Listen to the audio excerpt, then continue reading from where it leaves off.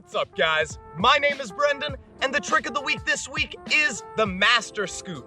Today, I'm gonna talk about the difference between the scoot and the Master Scoot. Then, I'm gonna talk about the Master Scoot technique, talk to you about why the Master Scoot is my favorite setup, and finally, give you the best tips for mastering your Master Scoot. So, with that said, let's get started. First, I want to talk to you guys about the difference between the scoot and the Master Scoot. The Master Scoot is a scoot variation where you just use both hands instead of only one. When you perform your normal scoot, you only have one hand to support yourself, push off the ground, and set you into whatever the next trick is. If you want a little bit more power and a little bit more control, you can place down a second hand and make it a Master Scoot. With that second hand, you're able to control your body a little bit better and push off the ground harder to add more power into the next skill. When it comes to the scoot and the Master Scoot, I always recommend people learn both, but often they will have a preference. Either they like to do their scoot more or they prefer the Master Scoot. Either way, this trick is a great setup. Next, I want to teach you the technique for performing the Master Scoot. And the technique is really simple.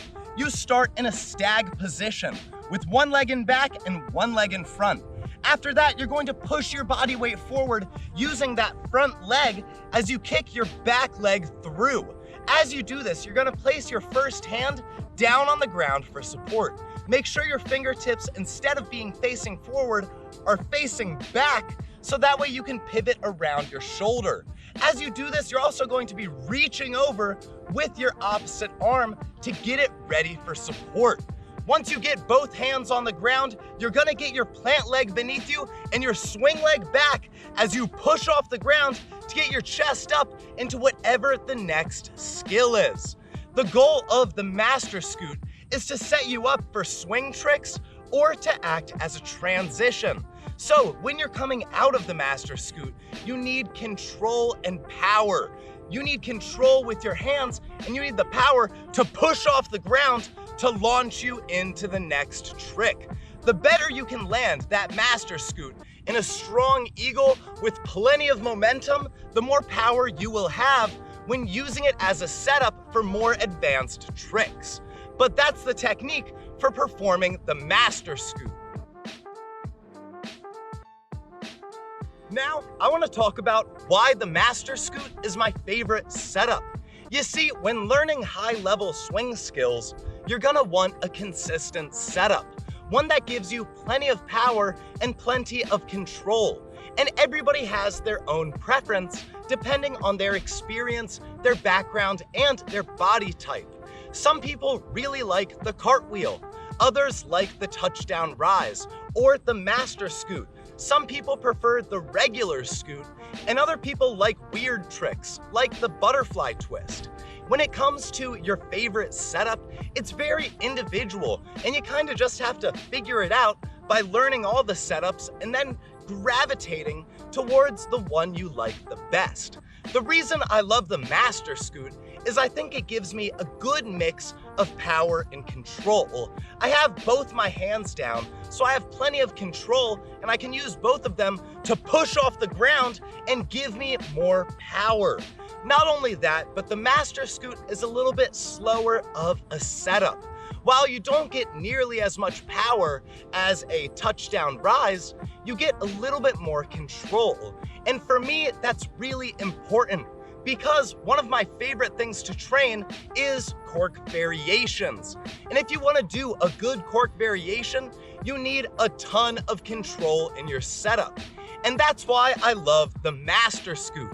But everybody needs to figure out the setup that works for them. Finally, I want to give you guys 5 big tips for mastering your Master Scoot. You see, this setup is really strong and you get a ton of control, but to be honest with you, when you're first learning it, it's kind of awkward. It's a weird body position to start from, and it's hard to generate that momentum. So here are a ton of tips if you want to master the Master Scoot and use it as a great setup. Tip number 1 is to push forward. If you want to use the Master Scoot as a setup, you need a ton of horizontal momentum. Momentum that you can then translate into vertical momentum by the use of blocking.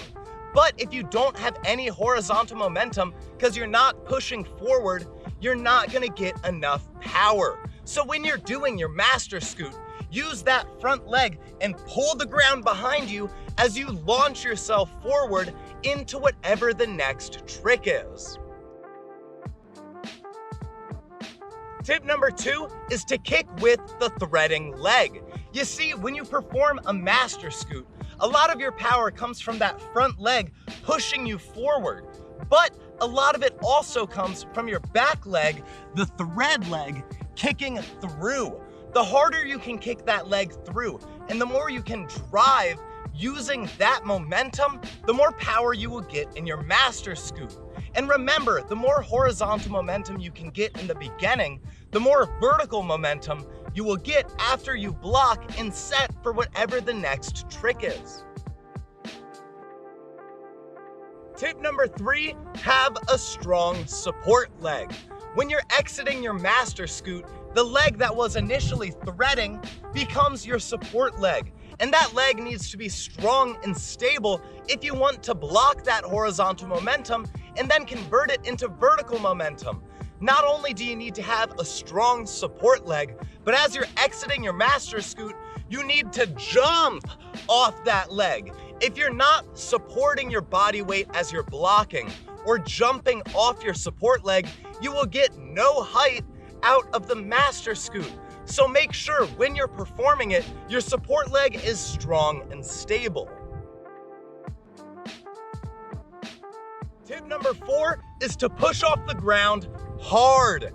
If you want a lot of momentum and good power for whatever the next trick is, you need to push off the ground to get your chest up. If your arms are super weak and you're not pushing at all, your support leg has to do all the work. And rather, you want to pivot around your support leg by pushing off the ground with your arms. If you can push off the ground super strong and super hard, you will get more than enough momentum to perform high-level tricks like the cork.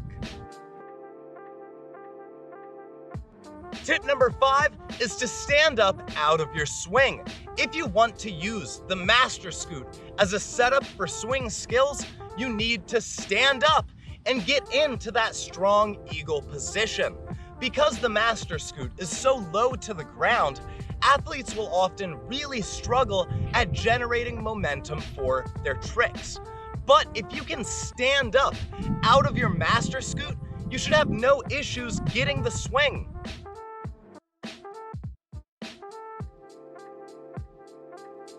Finally, I want to give you a piece of advice.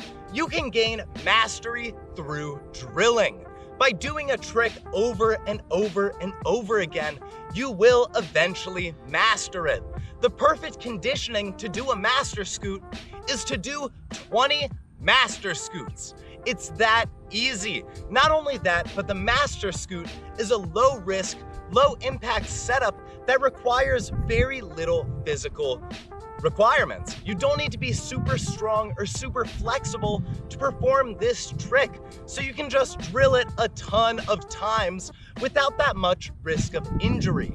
And the Master Scoot uses some really awkward muscles that are not typically conditioned.